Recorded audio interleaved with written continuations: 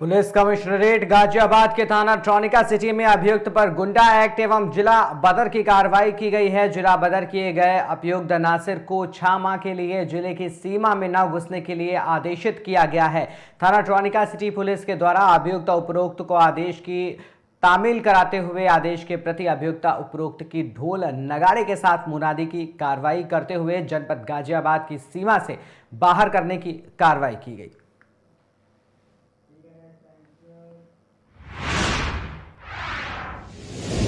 सीहोर जिले के थाना अहमदपुर क्षेत्र अंतर्गत ग्राम मगरदी खुर्द में एक नाबालिग के साथ दुष्कर्म और हत्या का मामला सामने आया है। आरोप है कि 2 युवकों ने लड़की के साथ दुष्कर्म किया और बाद में उसे जबरन सल्फास की गोली खिलाकर उसकी हत्या कर दी। मामले में पीड़ित परिवार ने थाने में रिपोर्ट दर्ज कराई, जिसके बाद लड़की को इलाज के लिए भोपाल रेफर किया गया, जहां उसकी मौत हो गई। आक्रोशित ग्रामीणों ने आरोपियों की गिरफ्तारी की मांग को लेकर चक्का जाम कर दिया और थाने का घेराव किया। स्थानीय प्रशासन के अधिकारी और पुलिस बल मौके पर मौजूद रहे। ग्रामीणों ने चेतावनी दी कि जब तक आरोपी गिरफ्तार नहीं होंगे वे शव का अंतिम संस्कार नहीं करेंगे।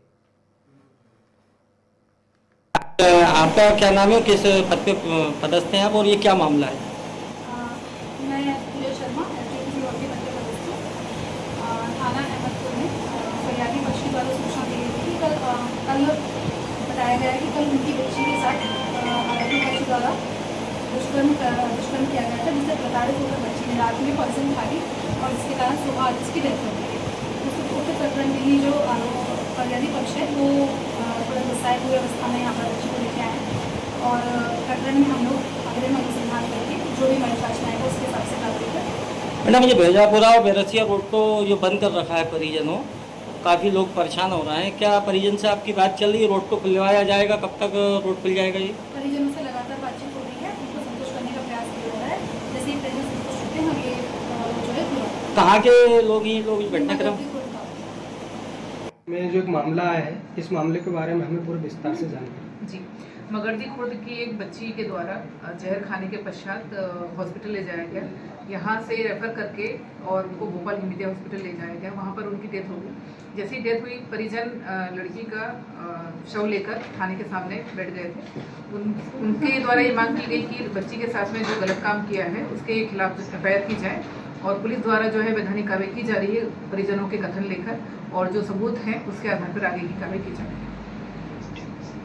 ज्ञात हुआ है कि जो मरी हुई लड़की, उसका क्या किसी ने जान से मारा या उसने सेल्फास खाई, ऐसा क्या कारण रहा जिससे उनकी मौत हुई? अभी तक पीएम रिपोर्ट नहीं आई है। अभी जो ऊपरी जानकारी उसमें यही था कि कोई जहरीला पदार्थ खाने के बाद में डेथ हुई है। वो खाया है या खिलाया गया, जांच का विषय है। आगे आपका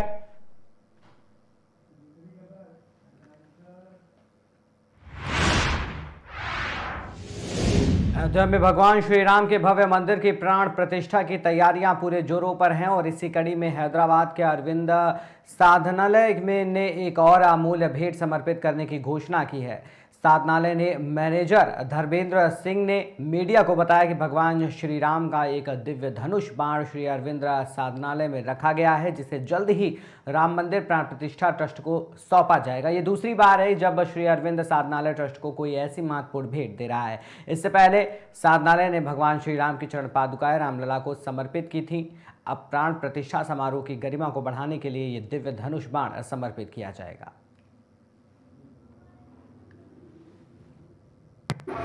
श्रीनिवासन जी ने के सौभाग्य से ये धनुष बाण यहाँ राम जी की कृपा से श्री अरविंद साधनालय में आया है और ये हम लोगों के लिए बड़ा गर्व की और बहुत सौभाग्य की बात है कि आज इसको दर्शन का मौका मिला हम लोगों को और स्पर्श करने का मौका मिलेगा। नाम क्या है? मेरा अंबिका। कहाँ से आई? हम काशी के रहने वाले हैं। फिलहाल हम श्री अरविंद साधनालय में निवास करते हैं। अभी 8 साल से यही रहता हूँ अयोध्या में। पहले चरणपाद कर दिया राम जी को, रामेश्वरम से पैदल से आया। राम जी ने कैसा गया नीचे वही रस्ते पे आके दे दिया। अभी धनुष बाण बनाया, 14 किलो का बनाया चांदी से। ये अभी फर्स्ट फ्लोर में राम दरबार आ रहा ना, वो दरबार में देने के लिए। कब देंगे, कब समर्पण करेंगे भगवान राम? आज देने को आया। आज देने को है। तो कई बजे लगभग इसकी पहुंचाएंगे वहाँ पे? अभी वो ट्रस्ट वाले को बताया, वो कब बुलाया था तब जाके दे देता। क्या नाम है आपका? श्रीनिवास शास्त्री। ये श्रीनिवासन जी देने जा रहे हैं। ये हम ले आए श्री अरविंद साधनालय में लेके आए हैं। ये बड़े सौभाग्य की बात है। ये धनुष्मान भगवान के कंधे पर रहेगा, वह दर्शन भी करने को मिला है और पूजन भी करने को मिला है हमको। और जिस श्री राम जी हमारे जिस सनातन धर्म की स्थापना किए थे, श्री अरविंद उसको और ऊंचाई पर ले जा रहे हैं। उन्हीं का यहाँ पवित्र ध्यान से रखे हैं। बगल में हम देखेंगे तो बड़े सौभाग्य का दिन है हमारे लिए, बहुत ज़्यादा खुशी का दिन है। कल राम दरबार की स्थापना हो जाएगी, यही हमारा वक्तव्य है। क्या नाम है आपका? अरविंद, स्थान श्री अरविंद साधनालय। अरविंद साधनालय में रहते हैं। आज बड़ी सौभाग्य की बात है कि हमारे यहाँ जो हनुमान जी का मंदिर है उसमें धनुष बाण महाराज लेके आए हैं और हम लोग दर्शन भी किए हैं और पूजन भी किए हैं। और भी बहुत लोग आए थे जो साधक बाहर का, वो लोग भी दर्शन करके गए हैं। ये हमारा सौभाग्य की बात है। ये श्री अरविंदो आश्रम में मतलब पहला बार ये धनुष बाण आया। इसका मतलब ये है कि श्री अरविंदो ही सब कुछ शुरू से ही किए हैं और अभी भी श्री अरविंदो यहाँ उपस्थित है और ये सब कुछ करा रहे हैं। और ये धनुष बाण उन्हीं का निर्देश से यहाँ पर आकर स्थापन हुआ है और हम लोग दर्शन करने का मौका मिला है। क्या नाम है आपका? गंगाधर परिग्रही।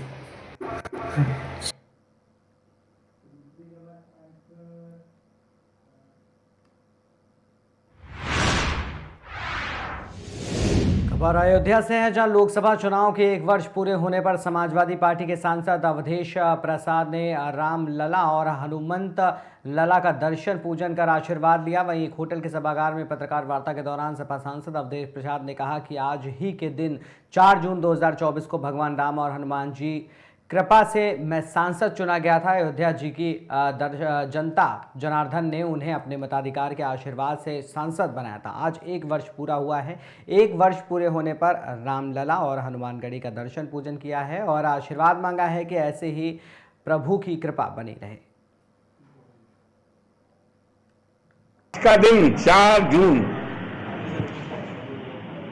और 4 जून आपको याद होगा 4 जून 24 को देश के देवतुल्य मतदाताओं ने एक निर्णय दिया था और फैजाबाद लोकसभा 54 मर्यादा पुरुषोत्तम राम की धरती अयोध्या के देवतुल्य मतदाताओं ने, देवतुल्य महान जनता ने, प्रभु श्री राम की कृपा ने, हनुमान जी की महान कृपा ने, सरजू माँ की महान कृपा ने और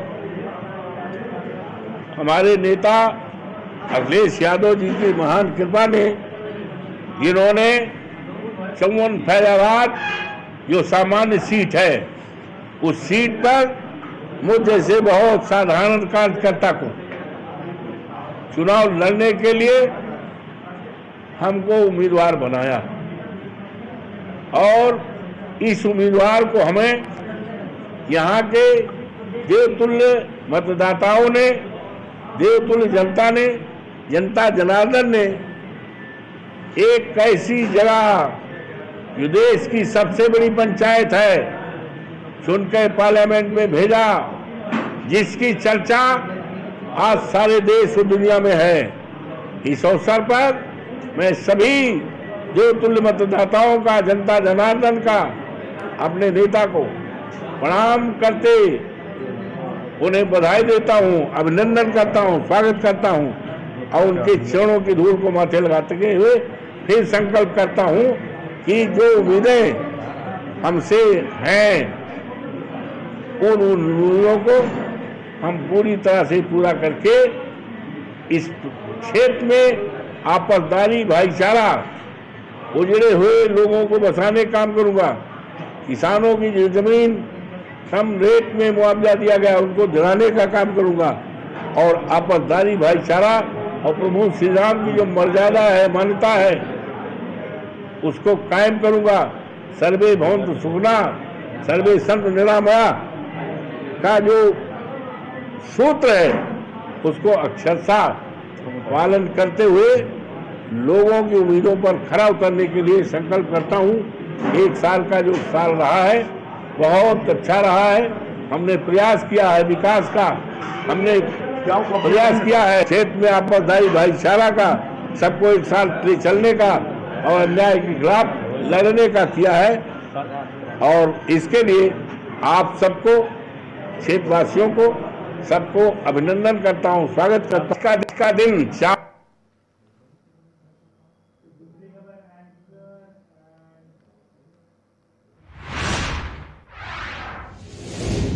पुलिस अधीक्षक बहराइच के कुशल निर्देशन में अपराध और अपराधियों पर अंकुश लगाने हेतु की कार्रवाई की जा रही है। अपर पुलिस अधीक्षक ग्रामीण दुर्गा प्रसाद तिवारी और क्षेत्राधिकारी महिपूरवा हर्षिता तिवारी के पर्यवेक्षण में थानाध्यक्ष मोतीपुर आनंद चौरसिया में पुलिस बल द्वारा चोरी अभियुक्ता को गिरफ्तार किया गया। अभियोग के सफल अनावरण पर पुलिस अधीक्षक द्वारा अपर पुलिस अधीक्षक ग्रामीण और क्षेत्राधिकारी महिपूरवा को प्रशस्ति पत्र देते हुए पुलिस टीम को 25,000 रुपए के पुरस्कार से भी सम्मानित किया गया।